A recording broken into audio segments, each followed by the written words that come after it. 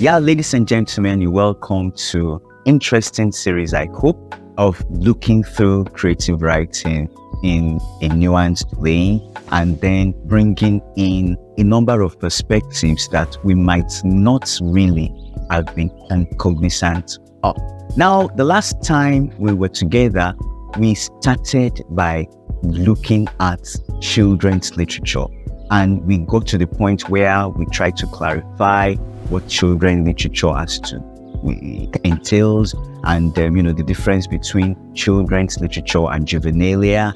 And then we looked at a kind of categorization of children's literature. We started with the one that has to do with the most susceptible of these children, the ones between the ages of 6 months to about 5 to 6 years, in the realm of representing creativity through written literature.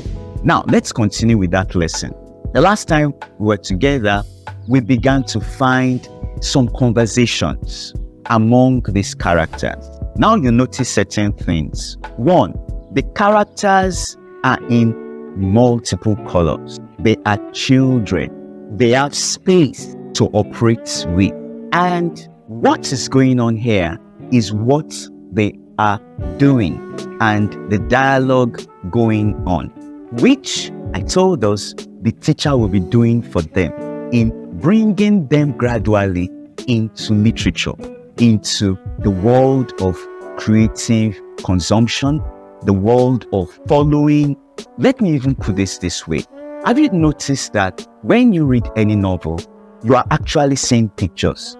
Very interestingly, when you read words in narratives, you are not seeing those words. You are actually seeing things. Have you noticed that this is exactly what is happening here in a very visual way? Because these children can't imagine what an adult will be seeing as the adult reads. But then that is done for them through these pictures. It explains the world of the language that is going on here, and it's giving us characterization, dialogue, the setting and the like in a very arresting manner. This is how they are arrested. It's a synthesis of the linguistic and the visual. The next page is even perhaps more dramatic. This is definitely a big spider. Look at the broadness of that spider. See how extended. This is supposed to be a spider within a very big hall. This is the door of this very big hall. This is another door. I guess this is the entry and this is the exit. And it is such that you can call it a kind of warehouse building, but it's supposed to be a house. And then in that house, which we find here as very, very fantastic, there inhabits a very big spider. Imagine a house, a very big thing, like a mansion and all that, all occupied by a big spider that is color purple. And now you can see the children. They are so tiny, so inconsequential, so insignificant when compared to the massive body of that spider. Now, the dialogue goes on, or the narrative goes on. In the big hall, a giant spider appears. But it's not a real spider. Feel it, says Princess Arabella. You know, this Arabella's museum, there is a hall there. But when Arabella speaks to emphasize that the spider is not that big, look at the font. The font is made bigger. It is colored blue to make emphasis. This is a way of writing italics in this kind of narrative. But then the italics works with the voice of that teacher or that mother or that father that is carefully reading out this whole story to the children. There is a voicing that makes the accentuation to come up beyond the others that populates the storyline, which the narrator who reads this to them and who illustrates this to them, goes with. So we find children's literature going on like, look at this.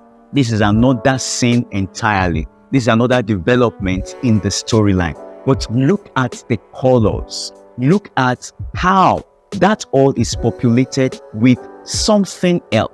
And the children are in definite wonder. Now, when children are watching this with you, reading this with you, as you narrate this, you get their followership, you get their own particular involvement in the storyline, and the dialogue goes on. The idea is to gradually introduce the children to literature, and this goes on and on and on like that. Now, this is another scene, and it goes on. Now, in this kind of age group literature, we discover that we are carefully blending the world of the graphics and the world of the very, very careful, painstaking, parental and imaginative creative writer. Now, in producing this kind of work, Milo Freeman is the person that has conceived this text and illustrates the story and all that. But then, the artistry, very arguably, might not be Milo Freeman. In other words, this kind of storyline, this kind of literature for this age group might need the help of others in terms of how the text comes up. Milo Freeman might just have sketched some things and, put in the words that will accompany the pictures in some sketches, but then a graphic designer or, an artist that can work with the computer, that can do some innovative things has to come in. And then that artist might need to listen to Milo Freeman's ideas to represent what she's trying to do in pictorial forms. And this goes on and on like that. So you can agree with me that this kind of work is not for just anybody. It's not just for any kind of writer. It's got to be a very careful mentor, a very careful parent of a writer that brings this about. And of course, you can't take this kind of work to any kind of publishing company that is not certified as being in the expertise of producing flawless material for children. It's got to be very nuanced, very, very interesting, very, very calculated, and definitely rewarding. And so this is one major way of bringing people into literature right from their kindergarten moment. They follow it and on. Now, let's also go a little bit further. Something like this in what we can call children's poetry of this kind of age group is what we popularly know as nursery rhymes. Black, black, black sheep, have you any wool? Yes, I, yes, and so on and so forth. But then, when these nursery rhymes are produced, have you noticed that they are never really written down? They are not meant for the children to read. They are meant for the children to speak. The nursery rhymes allow the children to form images in them. It allows them to imagine worlds. It helps them to imagine, to be gradual artists. Because the moment they start imagining things through the images of the black sheep, the image of the rain, rain, rain, go away. Little Johnny wants to play, little Chike wants to play, or little Ada wants to play, or little Pava wants to play. You find out that it's giving them a kind of information about the weather, giving them information about climate, giving them information about regulation, how to plan one's time and how to put certain things within time. And definitely also, that is fantastic, because if you are telling the rain to go away because somebody wants to play, you're probably getting into the realm of the fantastic, and the fantasy is very much accommodated in literature. You can bring in a lot of fantastic items within literature. In fact, fantastic details really much arrest the attention of children and allow them to formulate a number of things that they are able to approach the world with in mature moments of their lives and in more intentional forms of interacting with the society. So this kind of thing is very much important. Now, nursery rhymes are sung. They can be written down for them just like what we have seen in Princess Arabella. But then those nursery rhymes actually allow them to sketch certain forms of information. They can be very didactic. They can educate about hygiene, educate about some rules and regulations that society expects as you grow up. They can educate about the need to be serious about schooling, about, one's study, about one's future, and about associations, about choosing friends, about knowing the kind of people to collaborate with when you want to do some very serious things, and so on and so forth. These things help to achieve these intentions at childhood. Now let's go to the second category of children, those between the ages of 7 to roughly 10 and 11. What do we find very basic about this kind of children? I wonder if you've read some Cinderella novel, if you've read some novels that have to do with some trickster characters. Now, let me just make some clarifications. These literatures for the youngest of them, or the ones between 6 months to 5 to 6, is just to begin to bring these children into the world of society, to introduce them to society, introduce them to things, introduce them to matters, introduce them to themselves, to introduce them to the nitty-gritties of learning at school. But then when you get to the ages of 7 to 10 and 11, you are dealing with a group of children that need some very urgent pieces of information about society, about how the world runs, about relationships. You want to tell them about the nuance of dealing with issues, the nuance of dealing with issues. You want to tell them about the error of getting into unacceptable things. You are already teaching them about consequences of actions, consequences of choices, consequences of what they do with themselves and what they do with others, and how to relate with others that deal with them. So right from this particular sensitive age group, another kind of literature comes up. The literature, what I will call the literature of primary information. And that literature will entail these children starting out to read themselves. What you have started doing from ages 6 months to 5 to 6 years, and I can tell you which graduates in form, gradually graduating, because what you are showing somebody at the age of 5, 6 does not necessarily mean that that's where they are. They might even be precocious, they might be more intelligent than their ages at times, and then they are ready to take the next level. But then let's take it that from 7, you begin to do what we call the literature of primary human education. How do you do that?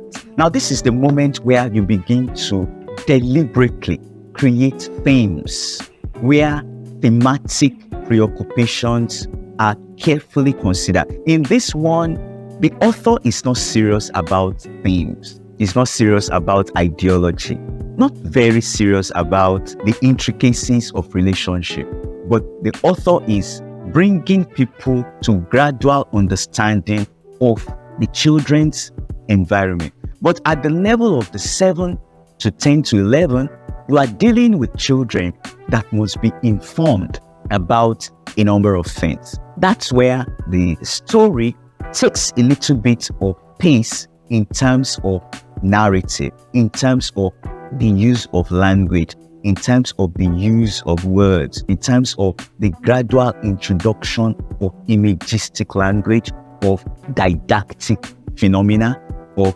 ideology. You begin to introduce them to that. Because if you are talking about things that are didactic, you are definitely coming into the realm of the ideological. So, in that kind of format, that age group, that age platform, the author does something.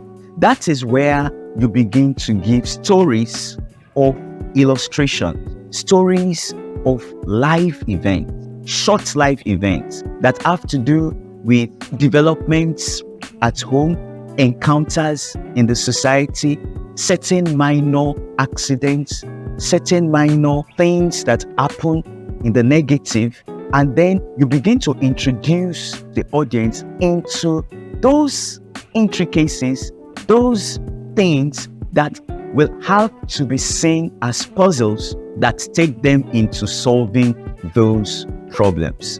In this kind of narrative, you are starting with very, very common social issues, things they can meet at school, things they can meet at a party, things they can meet as they meet some new friends, things that can happen on the play field, things that can be of very important information to them as they grow up within society.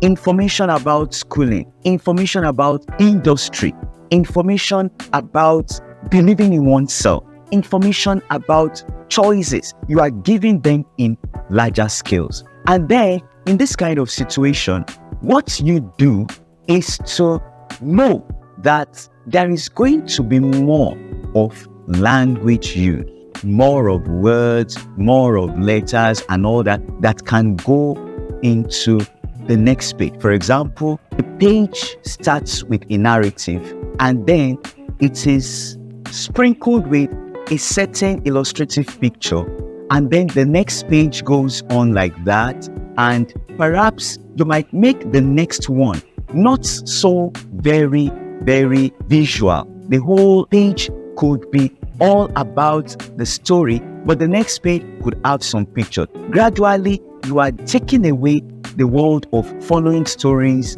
with pictures, and you are gradually introducing them to building their stories, within their minds as they read the text. Some of the stories I can remember along this line, and then let's also understand that within this age group, 7 to 10, they mature, they develop, they change, and you are not going to be given the same diet. While you start with the first, let's say from 7 to 8, something like a pamphlet, a kind of pamphlet style of narrative that allows words to be expressed within 7 lines, big fonts, those letters, 7 lines, sprinkled with a little picture maybe at the base. The next one might have a very, very deliberately big picture and with words like that. The next page might just be all words, while the next page might be all picture.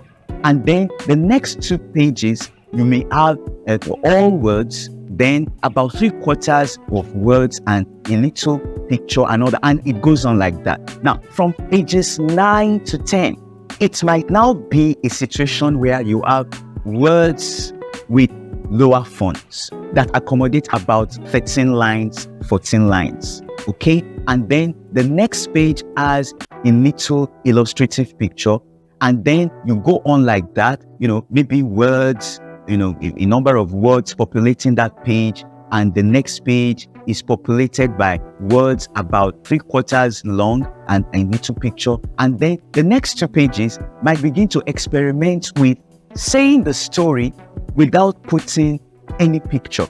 But the next turn of the page can have pictures to sustain what you have been doing from the next one. But right from pages 10 to 11, I think we've begun to approach a more mature subgroup within that group that is ready to take on some stories along. Some stories that can go for some pages, about 3-4 pages without pictures, then you intersperse with picture and it goes on like that. And these stories will be often laced with moral tales, documentary-like stories of legends, of mythical happenings that are within a particular culture, are talking about moralistic, philosophical, ideological, okay, that can talk about how to relate well with the opposite sex at that age and the like. And you discover this keeps these children riveted.